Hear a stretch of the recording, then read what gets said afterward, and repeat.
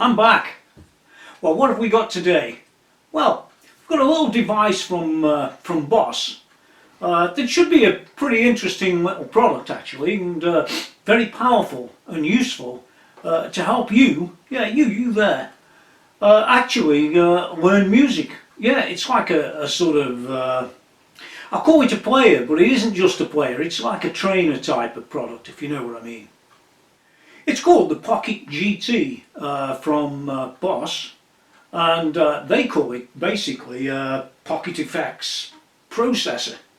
Well, you could call it a processor, and we're going to plug it in and do one or two things with it just to give you a bit of an insight into that. But one of its main features is to take you through and connect to the internet and yeah, be able to play back to stuff on YouTube, which I think is a pretty useful thing. In some ways it's a bit like the old, well, the idea is like the old GS8 and the later GS10, which if you watch my videos when I'm filming elsewhere, you'll see that thing in the background, the GS10, or JS10 I think it is. Yeah, great little device, but it didn't connect to the internet, it was limited on its sounds, it wasn't this, it wasn't that. But don't write it off, because for your extra 100 quid or so, compared to the Pocket GT, you did get, you know, quite a loud volume. On the Pocket GT, well, you don't. Well, what's it like? Well, it's like that. It's a tiny little device. In fact, if you have a look at the back here, it gives you a bit more information on it. And it's new to me as well, so remember that. I have to read too. Yeah, so it says here it's got a companion app with built-in YouTube browser, and I know that's the case because I've been playing. Premium guitar tones. It's a bit like the GT1, the floor pedal, in its tones. And the GT1 was actually built exceedingly well. Check my review out in the text below for a review of the GT1. Fantastic product, and actually it was cheaper than this. Yeah, and bigger and stronger and fatter, well, like me. This has got more features though, and some of the features are the sort of thing that the younger guys would look for these days, because they're all phone guys, aren't they? Yeah, mine worn out years ago, but that's what they're on today, phones. I tend to be more on the iPads and that sort of thing. Anyway, you can stream music over Bluetooth with it, you can remove guitar vocal sounds, hopefully, and play the parts yourself. I doubt it. Sort of. Control the song and video playback, USB audio, onboard tuner, built-in rechargeable battery, let's hope it doesn't run out because it was charged days ago, and I can download additional content at Boss Tone Central. All sounds interesting, right? Isn't it? Well, here it is, so you get an idea of size. It's about the size of an iPod, you know, the older one. Type of thing, you know, with the dial on. Yeah, not bad. A few funnies on it, and let's just cover the hardware first before we carry on in here. I just want to show you a couple of things that, well, don't impress me too much. It might be okay for you, but take a look. Here I am getting a bit nearer, and it's all very interesting stuff. It's about the size of a mobile phone. You know, one of them medium sort of mobile phones, and this one, unlike a lot of the old stuff that used to come from Roland that was made in Taiwan, this one follows the tried and tested road of made in China. And I found with Roland gear, the stuff that's made in China isn't always as good as I'd like it to be. You know, it's not always as robust as you might, well, want it to be. After all, these things do get thrown around a bit. Point is, with this device, I'm not going to spend all day on it, I just want to show you it's got our familiar Roland ESC2 chip inside it. Yeah, seems to be in every Roland device these days, and I believe them when they say this is like the GT1, you know, type of thing, and yeah, it all makes sense. You can see the quality of the board itself is as good as it is generally on Roland gear, and that's generally pretty good. Well, in fact, really good. But you can look a bit further at this. You can see that this little bit here for one of the sockets, the input socket, just sort of lifts out the way, which is all very interesting. You can see that on its little PCB, and it just slots in there when you've done your thing. The other thing that was interesting, I thought, was the battery. Here it is. I'm not going to try and pull it out, but you can see it's a lithium ion polymer battery, and this one's 3.7 volts and 850 milliamperes per hour. Yeah, a pretty common battery, I might add, and in some of the equipment that I've been involved in, we have batteries that are very similar, very similar. And one of the things about these types of batteries, they only have a certain life, and the good news is you can take this battery out and you can slide a new one in if they'll sell you one, which they probably will. Which is all good news, really, that is, because they do wear out. And one of the things about these, when they're charged wrong, or they end of life, or they this or they that or the other, you'll often see these bloat up and swell up. And I do know, if you look carefully here from the side, there's enough room for that battery to actually swell up, so you get the idea how much room is between that battery and my screwdriver shaft there. That's how much it can swell up before it bursts the back off. I've even seen some of the Apple iPhones and things like that burst the backs off, yeah, with the very same type of battery, or something exceedingly similar.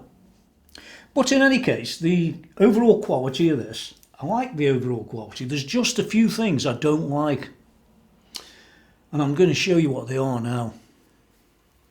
Well, the first thing I don't like, actually, is this master volume here. This thing here. It's one of those sort of rotary type of, you've seen them, volume control, we'll call it that. And it really doesn't look very good. It really doesn't look very good quality at all. And it moves up and down. In fact, I'll try and get the camera in a bit closer so you can take a look at that. The waving up and down of that. If you can see it, you might. It's sort of not very good. It reminds me of what I used to see on cheap Chinese product.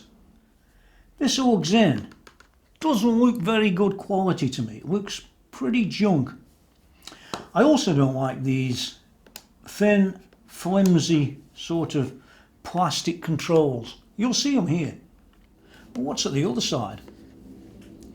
Well, on this side we've got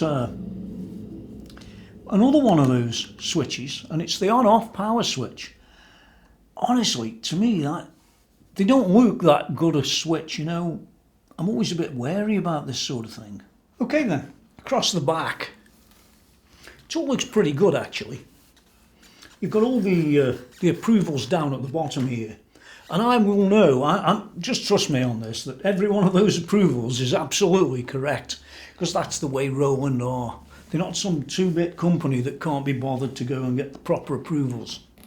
Full name, full address, serial number, FCC ID, and so on and so forth. Yeah, contains a transmitting module even. So I'm not too worried about any of that. It's all what it is on the back. 2 nice little rubber bits there to stop it sliding around when you put it on the surface. Now then, as I showed you, there's a couple of little things that, to me, show a little bit of lack of quality. Bear in mind it's only about 210, I say only, £210 or thereabouts in the UK, and that includes 20% tax, so how much is it in America? Well, you go figure. You'll be able to post it down below somewhere, but just check nobody else did. Yeah, so the thing is, this thing, it feels nice, it looks good. I've got reservations about these connections, and well, at least one of them, and some of the switches are not very good, and that sort of thing. which I've just covered. So what I think we should do is have a look a bit closer. Now this device does love to use phones, and I can tell you that there's a sort of downloadable manual that will work very nicely on your phone. It would work on these things behind me too, but I'm not too worried about that. Oh, why? Because I printed mine out. I'm not like you guys. I want to know what's what, and it's about a 20-page manual that runs you through really the important things about this product. Well, it runs you through most of it, and then there's a secondary section that talks about all the features that are in the Pocket GT, you know, parameters and things like that. All very useful, and I recommend you print them out unless you've only got a phone and you've got no printer, and you get the idea. So let's cover a few quick controls on the front of the device, and then we'll get moving forward into Tone Studio, which is really, well, this thing works standalone, but it works better with Tone Studio. Yeah, that's what I'd say. And yeah, Tone Studio makes it better than that JS10. Okay, well here we are having a quick look at the front of the device. You can see you've got your start and stop, your forward and your back, and you can hop sequences, which we'll see more about later on when we have a look at the software and this together. We've got 3 control knobs, and these knobs basically look after the various parameters.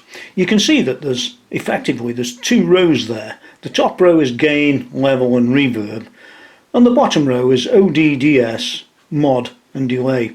So when this little LED's on the top row, each one of these handles the respective title below it. Nice and simple. And when we flip down with this select to the bottom row, then each one of these represents what's on that title. We've also got a Bluetooth button, so we can pair this device to either a mobile or you know, an iPad or something like that. And we've got a tuner that's also built in. It's all very nice. It says here memory. What those are really is those presets. And we've got another knob here that changes the presets accordingly. How simple does it have to get? Oh, and there's 99 of them, by the way. Okay, well now I've got set up the iPad and the Pocket GT. You can see there's your Pocket GT and there's the iPad in all its glory. Or is it gory? I don't know. You can see that, well basically this is connected to this with Bluetooth, and this is connected to the internet via the internet. Well, via its connectivity, let's call it that. So whatever you're seeing on here is in that, and whatever you're seeing here is there. So it's sort of matched up. So if I was to sort of look at this screen now, I'm in editor mode, so I can edit this patch number 1. And if I didn't want patch 1, if I was on this thing messing around and I flip it across, you'll see that this also hops across to number 2 or number 3 and so on. But let's stay at number 1 for now.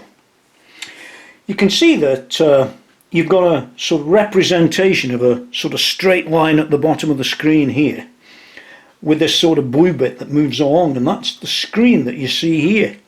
All very simple really. You get that? All easy. But imagine we wanted to change one of these parameters. Well, let's take the FX as an example.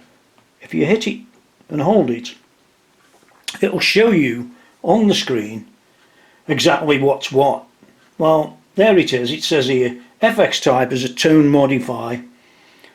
But if I wanted to change the low, and remember it's acting on that live right now, I can do it this way. Okay, all nice and easy. And if I want to write it to it, I can just hit the right button or whatever. I'm not going to do that for now. I'm going to go back. So I can turn it on, I can turn it off, and if I hold it, I can edit it. It was on. So, all pretty simple really. We've got a whole pile of amps as well. There's loads of them.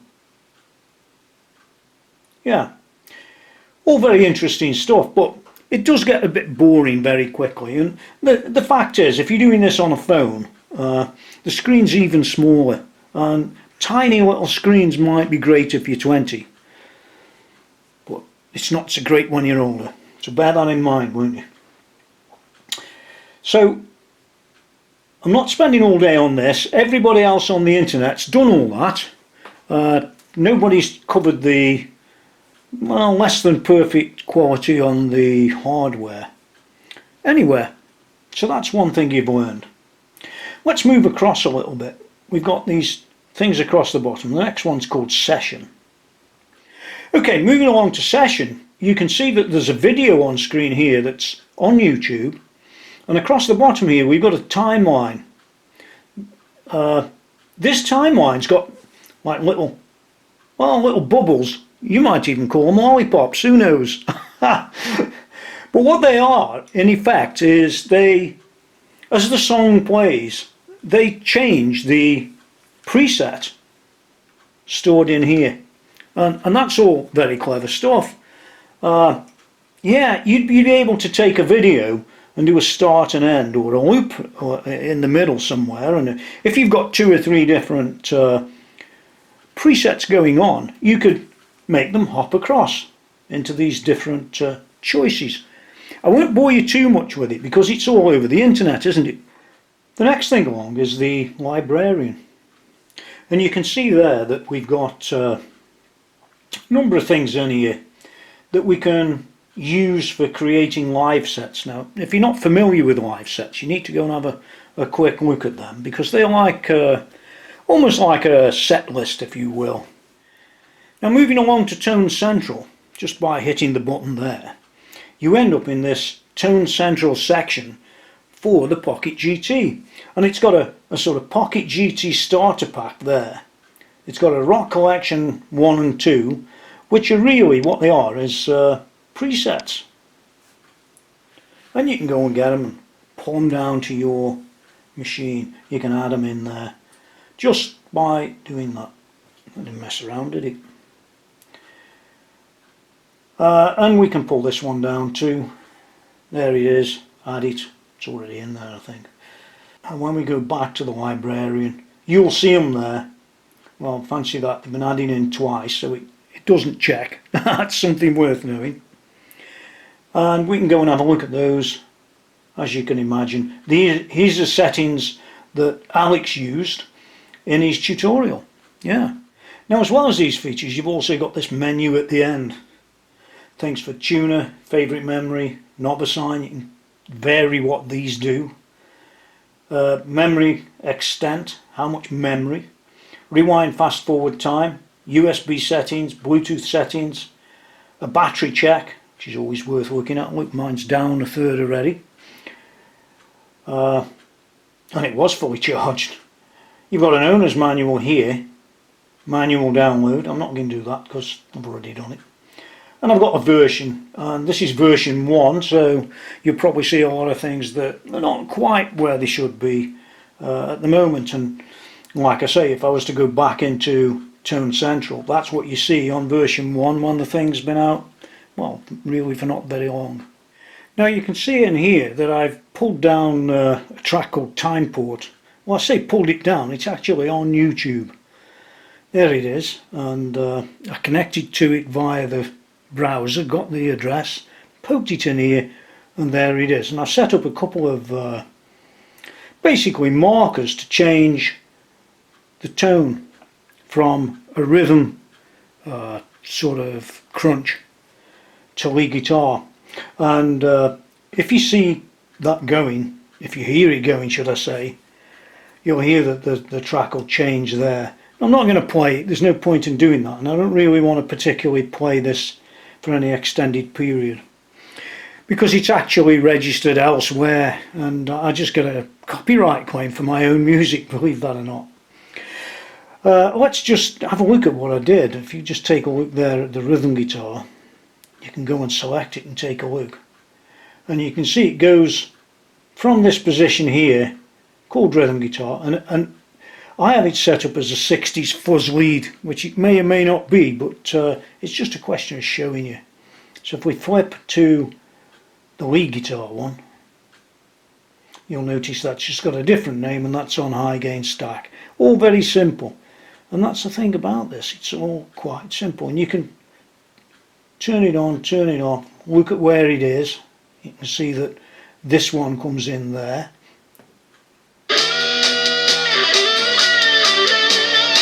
and indeed it does. If we go back to this one, the rhythm,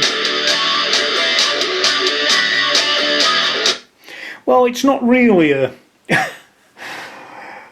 it's not really a fuzz lead, it's more of a sort of almost metal lead, well, rhythm. But don't worry about that, it doesn't really matter, it's just the example I was just trying to show you. And you can push all this across to that if you want to, but if you don't change any of the sounds, there's no real point. You can have it looping and all sorts of things, so it's a very powerful device in its own right, and I like it for this. I think this is a real great learning tool. Now then, annoying things. Well, there's thousands of them. One of which, you can see I'm in a studio with Pro Gear and all the rest of it. Yeah, input's great. Oh, the output. It's one of those poxy little 3.5, or yeah, it looks like a 3.5 connector that doesn't connect to anything in this studio. At least that's for, well, to be honest, kids. There it is. It's very, very annoying when I'm trying to do a demo, and it just, oh, what can I say? Okay, well, we've got a few sounds to go through. I'm just going to press record and just whiz through a few sounds. Starting off on number one. Number one.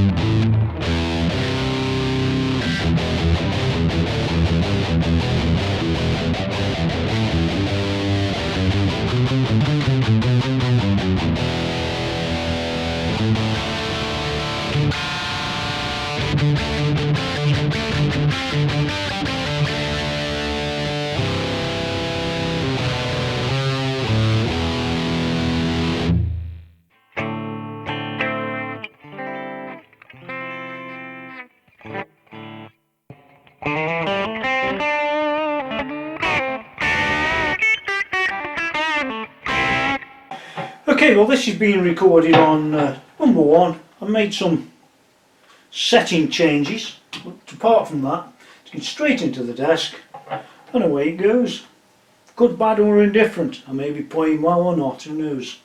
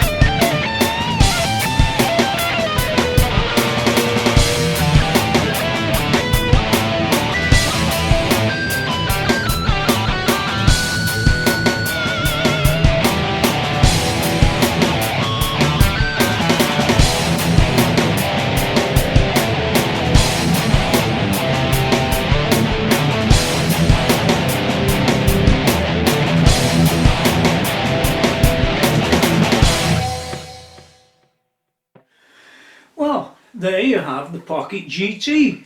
Yeah, from Boss. Boss! I'm getting mad. Few things about it. Be aware that it doesn't come with a charger. It comes with a USB cable and that's it. Yeah, show you where they cut back, didn't they?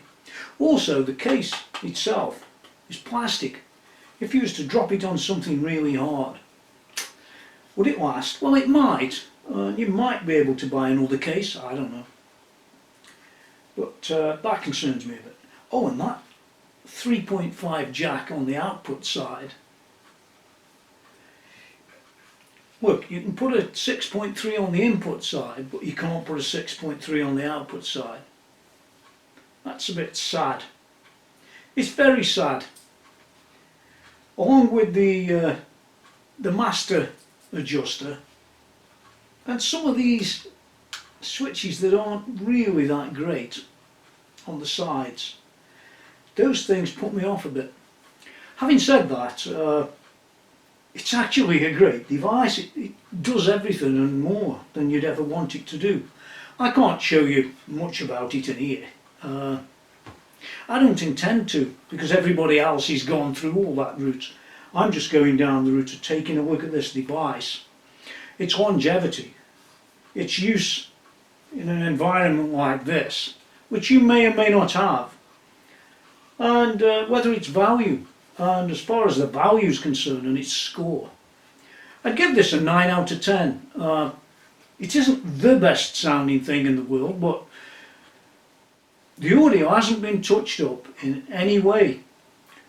It's not genius mode, because this isn't a simulator as such, you know, like say a Line 6 might be, or even the GT1000. It isn't like that. This is like the GT1. Yeah, but that's not a bad pedal. I've reviewed that before, as I said. So for me, it's worth a 9, because it's relatively low cost. I think that matters too. What I can say is the paperwork that comes with it isn't that great. Of course, you'll be able to download. This device, without the ability to download, wouldn't be quite as good. In fact, it wouldn't be very good at all. If you couldn't download, you couldn't connect to anything, and you'd then be working on stuff purely on whatever it is you're connecting with. I can tell you now, when you get on a phone, sometimes it can be a bit finicky, awkward. Hence the reason I used the iPad, which wasn't that great either. For me, might be for you. I didn't demonstrate everything, remember. So there's a lot of good things that are still in there, waiting for you to go and buy it and try out. Yeah. At least this is a real review. It isn't some review where somebody sent me one, that sort of thing, you know. You know, it's a real review, and it's what I think. I haven't spent forever on it. I'm not going to. But I liked the JS10 and the JS8 all them years ago. And if I was to spend time on this would probably be better. Unless there's no internet, I keep saying that. And then you could sort of faff around a bit yourself, but not quite the same. Yeah. Still, you could always play your music back on it, couldn't you? Oh. You already know your music, then. Yeah, as a thought. So that's it for now. Read the text down there. You've seen this sort of generalised approach I've had, not like a real review, this one in particular, but I have showed you the stuff that the others wouldn't, I suppose, even if they sound better than me. That doesn't matter. One last thing, stay safe. Stay away from the madding crowds, and yeah, you'll probably be fine. Yeah. Unless you're over 39 and yeah, you get prostate cancer, so you want to go to the doctor and get checked. Yeah, you can get it from 39, and trust me, when you do, you'll know all about it. Change your life forever. Till next time, get out of here.